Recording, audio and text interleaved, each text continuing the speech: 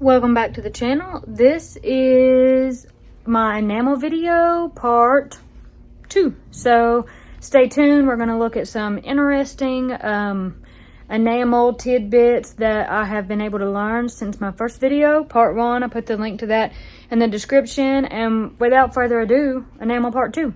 Let's go.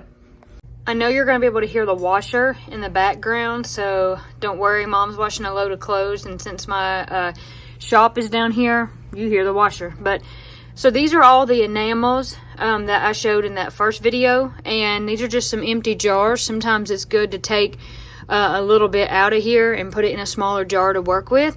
So those are those transparents. These are the opaques, and this is easy now for me to just come up, pick what I need to pick. I can kind of see the colors through the jars, and this is kind of what I pull from. So for the sake of this video, I think I'm going to do the nut brown, like I talked about being a good counter enamel. I mean, you can do whatever you want. I'm going to do an undercoat white, and then I think I'm probably going to get I don't know, I think I really like working with the red, but I also really like the green. I'll start with this first, and then we'll see what else I get. Throughout this video, it's possible you'll hear Binks. Binks, for some of you know, some of you don't. Binks is a stray cat that showed up in a litter of kittens over the summer, and they all disappeared except him. I don't know where they are, but they're all gone. I've not seen any of them. He stayed around, and he seemed somewhat friendly, like he wanted to have something to do with people. And so I have a very soft heart. I have a very weak heart. I just can't stand to think there's a stray animal out there that has an issue. So I started putting cat food out. He started eating it, and before I knew it, we were buddies. And now he loves to get all the pets and play with his toys. So I've kind of just taken him on. During the day, I leave the basement door up just enough for him to come in. So he comes in and plays and has a good time. And then can go back out and do whatever he wants to do. So if you hear meowing or anything like that in this video, you'll know that it's Binks. And he does occasionally like to jump on top of my bench when I'm not paying attention to him, or what he thinks he's not getting enough attention. But anyway, so what I'll do is I've just picked an example project, and I'll just run through it real quick, show you the process. And like I said, I'm still definitely learning. I just started doing this last week, I think. But I've seen it done a lot, and I've been in the room when other people have been talking about enamel, so it's something I've been exposed to, so I felt like I definitely had a good idea, probably a good grasp on how it goes. I just needed to get my hands on it. Also, so I wear a mask for this video so you can hear me a little bit better. I'm going to wear this mask, but when I really do a lot of enamel, for this one project, it'll be fine, but if I stand on here and do it all day, I have a respirator. But you cannot hear me at all pretty much through that respirator. So this mask will be fine for now. That would be my advice to anybody who's going to get into this. Definitely get yourself a good mask, a good respirator, something to protect yourself, because this enamel is nothing but just pure silica. So you have to protect yourself, not breathe that. Other than that, you could do safety glasses. I'm not too worried about that. I don't have a problem. And there's no really ear protection involved because it's not loud. So I guess I'll just get to the project. And yeah, I actually watched another video. If I can find it, I will link to it in the description below. I watched another video of a lady, and she explained everything pretty well, and that's how I figured out how to do this. I watched her video, and she talked about what you needed to get, and it was spot on. Everything, all the extra supplies I needed to get, she had them covered. So put that in the description below, the link to her video. Thank you so much for helping me, sweet lady who, I'm not sure if I know your name, sweet lady who showed me how to do all this. And we're just gonna get to it. My bench is somewhat messy right now because it is in full holiday swing mode. I've been working on these little snowflakes and little reindeer, just different stuff. But I've kind of got the enamel laid out here. So these are some things that I've been able to do. This is just kind of like I've made these to be Christmas ornaments. So this is what we could hang them by, of course. Here's another one. These two, actually, this is the first time I used transparent enamel. This is a green with actually that gray is actually kind of a mauve color. It's more purple than gray. Kind of turned out looking gray.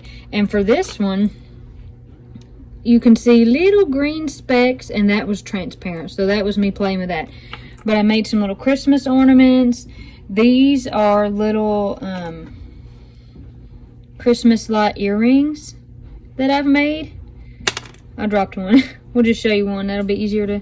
So, like, this is, of course, the top of the bulb, and this is the bulb. So, like, little Christmas light earrings that I've made, that I've been able to figure out how to do. This will be like a little Christmas light necklace. So same kind of thing. There's the bulb, the top, and here's the light part. So just some fun little things to start with, since I really still have no idea what I'm doing.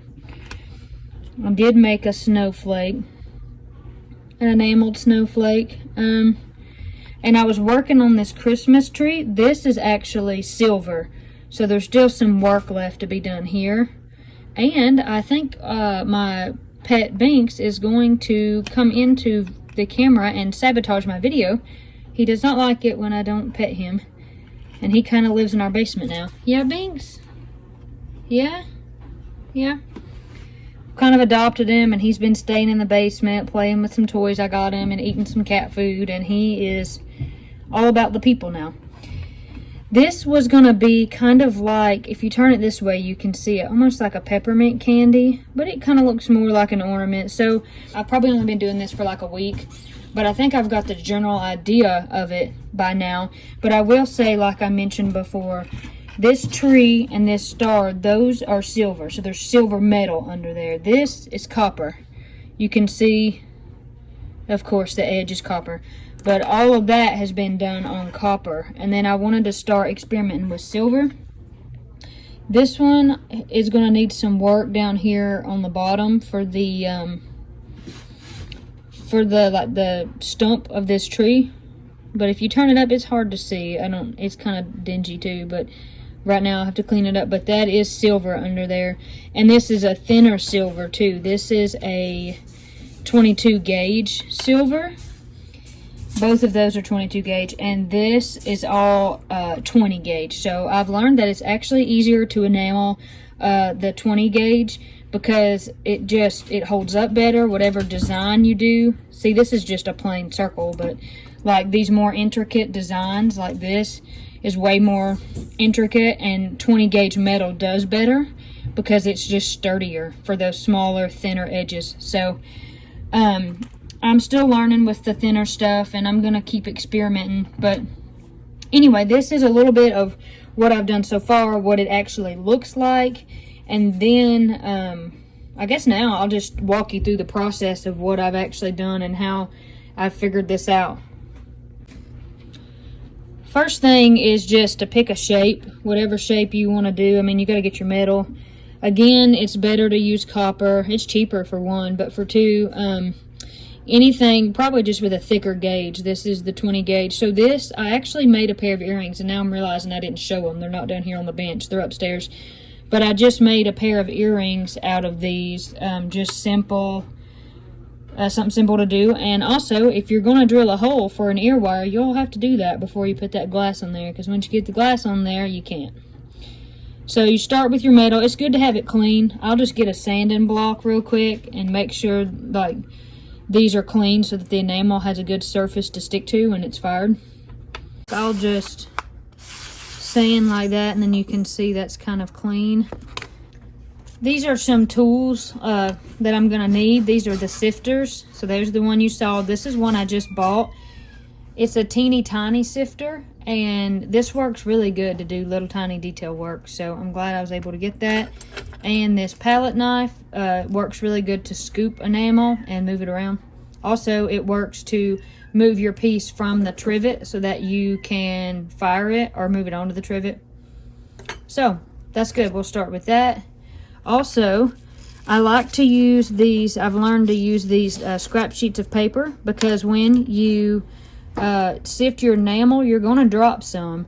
And if you do it over this paper, then you can save what you've dropped and put it back in the jar. So that's a good idea. So I'll start with one of these.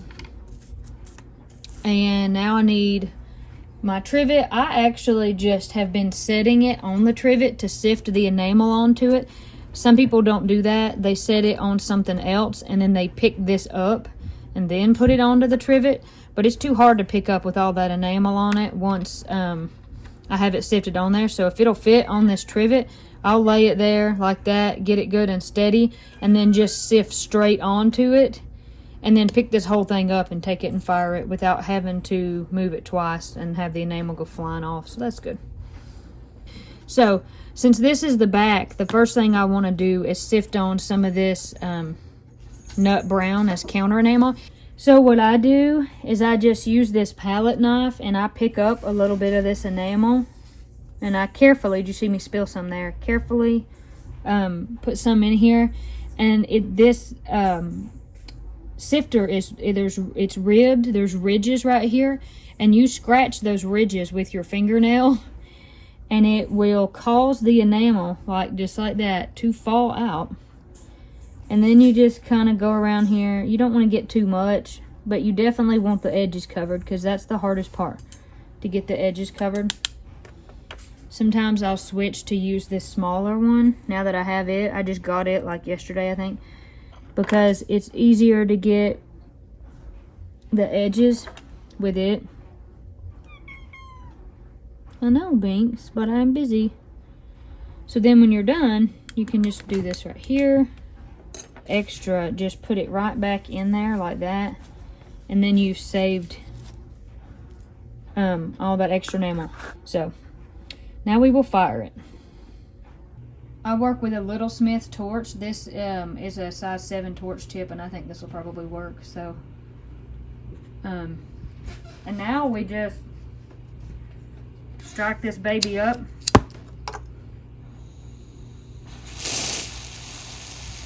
Get a good bushy flame going. Maybe something like that. And then this is why you have this setup, is so you can come under here. And you can see now that flame is going to be able to hit the bottom of this and use that heat to suck that glass down. So now you just stand here and do this pretty much until you see this enamel glass. It's going to go through these stages. The sugar stage, which we're pretty much at, the orange peel stage, where it'll look like the texture of an orange peel. And then it'll look real shiny and glassy, and that's when you know you're done. Okay, that's probably good. So now, of course, this is really hot. So what I like to do is just pick this trivet up with a pair of tweezers like this, unstick it, and I'm going to take it and set it over here. In here to cool. This is also something I learned the hard way. Right now I only have one layer on here, but if I had another layer and I just went ahead and took it, used these tweezers and took it off and laid it here, it can actually melt the fire brick into the enamel. So it's best to just let it sit there until the enamel cools enough, and then you can pop this off here. So this is what we're left with. You can see that there's the inner circle is like the nut brown, the outer circle is a dark brown. Nut brown, like I said in the other video, has this funny reaction with acetylene and ends up being this darker color. So the other side of this is black with fire scale. We're gonna have to get that off before we fire on that side. And this side looks pretty good. You can see where a little bit of glass got on the edge, so I have something to take that off with. And I'm just gonna sift on another thin layer to make sure that I got over the edges enough, and that'll be good. And you can kind of just go over, get the idea, go over the edges of where you think glass stuck to the edges and get that off.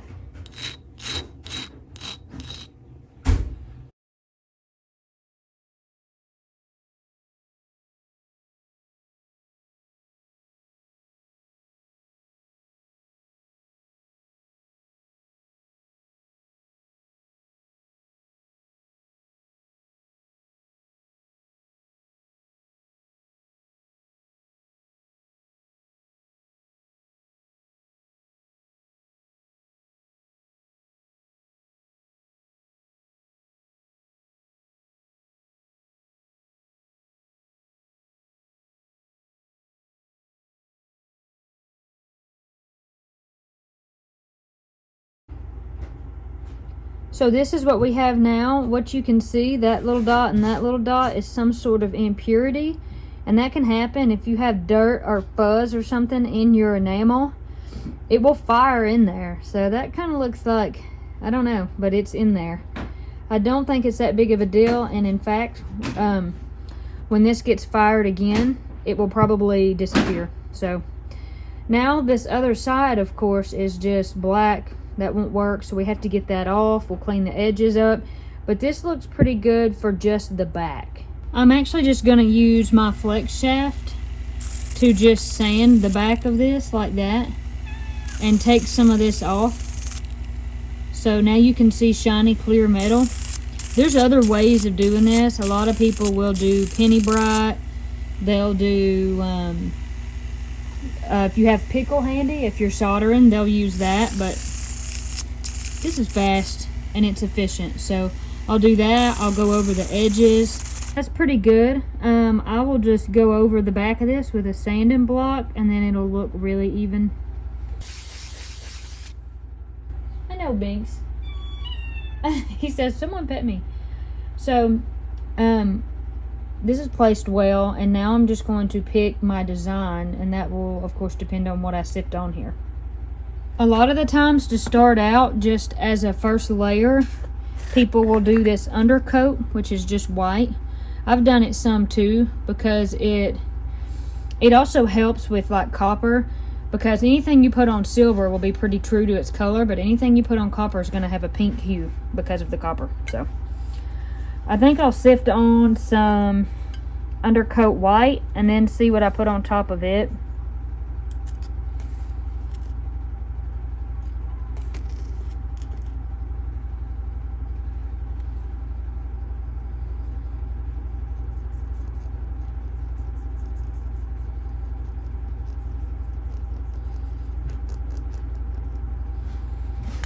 So there's two ways to do this. To either get, and I've been able to do it both ways, but I know which one is probably more efficient.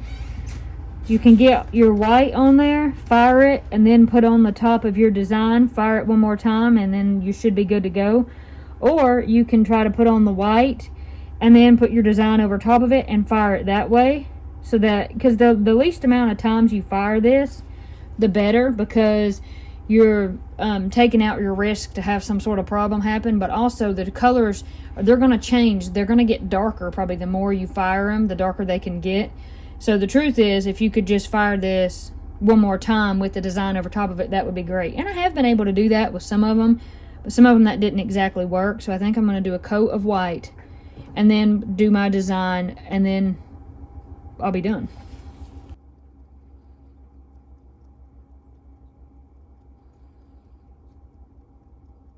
Now, of course, I have this layer of enamel under here, so I just try to keep that in mind. Keep the flame moving, not set on it for too long, since this flame is directly touching that first layer of enamel.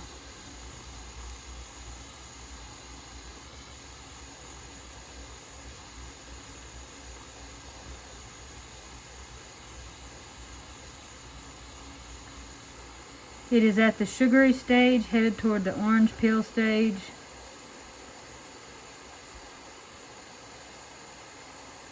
And we are just about at the sheen, that shiny, glossy. There we are.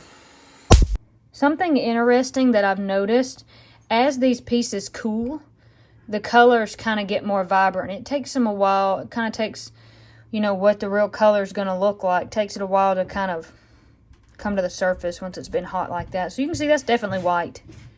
And the edges are a little dark. That's okay. Because they'll probably be hidden in our design. And I think that's just what happens sometimes. While I'm waiting on that to cool, I went upstairs and I got these. So these are the ones I said I left upstairs. You can see I just kind of did white and red for these. And of course the backs are brown. And I think I'm going to do this same idea again, but I'm just going to do it with blue instead of red, because I kind of have already done red. So I think I'll put the red away, I'll get the blue and go for this same idea. These are kind of Christmassy. You could do these any other time of the year, but they're definitely kind of Christmassy. When I get this piece fully enameled, I'll go over how to attach.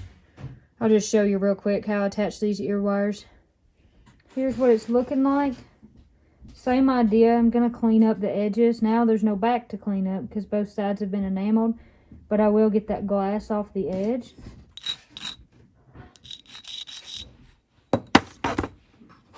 Okay.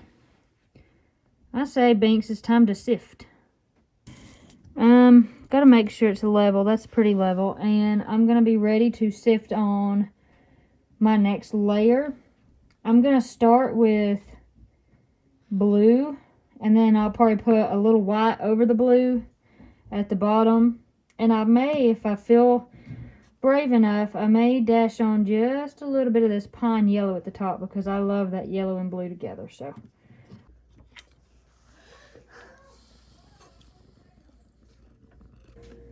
I'm gonna put on this blue. You can hear people laughing and cutting up upstairs. I think that was Corey that I heard. We just actually ate lunch a little while ago, so. All right. You won't be able to see like that. I think I'm gonna sift with my other hand. Wonder if I'm any good at it. I guess we're about to find out. It's funny, I'm left-handed, but I was sifting with my right hand originally. So I'm just gonna get a good layer of blue. I can also get a little more on there with this little bitty one, just to make sure I actually get into the corners.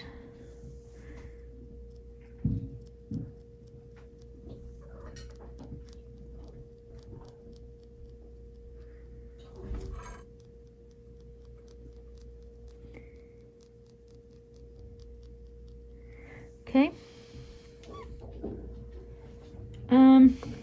Now I'm gonna just move this for a second and put on the white.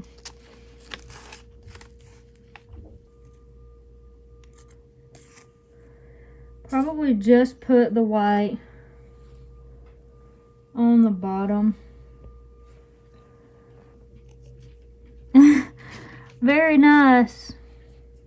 I didn't mean to go with so much white. I was like, I'm just gonna put the white on the bottom.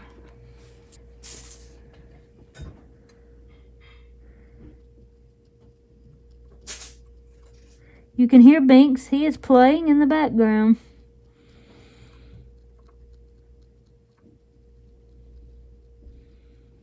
Okay.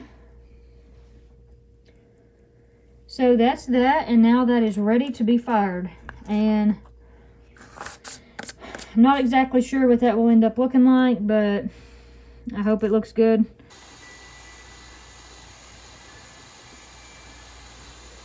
All right, so we're getting there.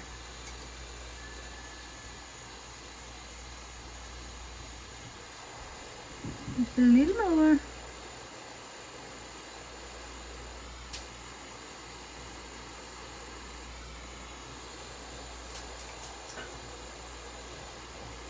So this is kind of what it ended up looking like. I kind of like that. I'm actually going to clean the edges up. And then I might, real quick, I won't do this on video, make the other one that goes with this just so you can see what it looks like. And then we'll put the ear wires on there. My hands are literally filthy, I'm sorry. This one has a little bit more yellow than this one. But I'm still pleased with them. I think they're both unique in their own way. So what I'm going to do now, I'll show you on this one because it's already cleaned up. Close that up. So what we'll do now, believe it or not, we will solder this again, but I'm going to use a little tiny torch flame to solder that closed. And then the ear wire goes on there. But the ear wire actually has to go on there before it gets soldered closed. Just like this as the example. I take this ear wire, I run it down the jump ring, and then I solder the jump ring closed while it's attached to the enamel piece and the ear wire. So I guess I won't show you that part because you get the gist of how that goes. So I won't actually show this part, but now you can see I've got the earring, the ear wire, and the jump ring around this piece. It's kind of hard to get this to focus. So I'll just barely take the tip of my torch, solder it closed right there on both of them, clean them up a little bit, and I will have a set of earrings. I came up here under this light. You can definitely see the colors better. It's just so much more vivid. So these are my various enamel projects. I'll show you that pair of earrings too, but this is just all in various stages of completion, and that is all of looking out the window at the FedEx man. So let me actually get these earrings out that I made. I'll show you what they look like, and we're going to end this video. It's kind of really hard to get this enamel on video. So this is what they look like. Maybe if I come out on the edge a little bit. So this is basically, yeah, what they turned out as. It's not too bad. Not too bad. I really like that yellow and the blue. So this is definitely a completed and final project. I'm just going to end this video right here upstairs. I appreciate you watching. Thank you for watching. I hope you had fun seeing that part 2 of my enamel journey. And I'm thinking there'll probably be other parts of this enamel journey as I go. I might end up making other videos or talking more about it. We'll just see. Hoping to have some of those Christmas designs into my Etsy shop sooner than later, since Christmas is upon us, along with some other Christmas designs. So as always, thanks for watching. God bless you. God keep you. We'll catch you at the next one.